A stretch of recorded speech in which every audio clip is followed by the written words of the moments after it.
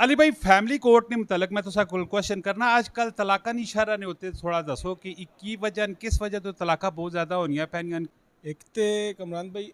ਤਲਾਕਾਂ ਦੀ ਜਿਹੜੀ ਸ਼ਰ੍ਹਾ ਉਹ ਵੱਧ ਗਈ ਹੈ ਉਹ ਤੇ ਸਾਡੇ ਜਿਹੜੇ ਮਾਸ਼ਰੇ 'ਚ ਅਦਮ ਬਰਦਾਸ਼ਤ ਤੇ ਜਿਹੜੀ ਉਸ ਦੀ ਇਹ ਮੇਨ ਰੀਜ਼ਨ ਹੈ ਕਿ ਘਰੇ ਵਿੱਚ ਜਿਹੜੀ ਇੱਕ ਦੂਆਂ ਵੀ ਬਰਦਾਸ਼ਤ ਨਹੀਂ ਕਰਨੇ ਛੋਟੀ ਛੋਟੀਆਂ ਗੱਲਾਂ ਤੇ ਲੜਾਈ ਝਗੜੇ ਕਰਨੇ ਔਰ ਉਹਨਾਂ ਨੂੰ ਖਤਮ ਕਰਨੇ ਤੋਂ ਬਜਾਏ ਵਧਾ ਦੇਣਾ ਔਰ ਉਸ ਤੋਂ ਬਾਅਦ ਉਹ ਸਾਡੇ ਮਾਸ਼ਰੇ ਵਿੱਚ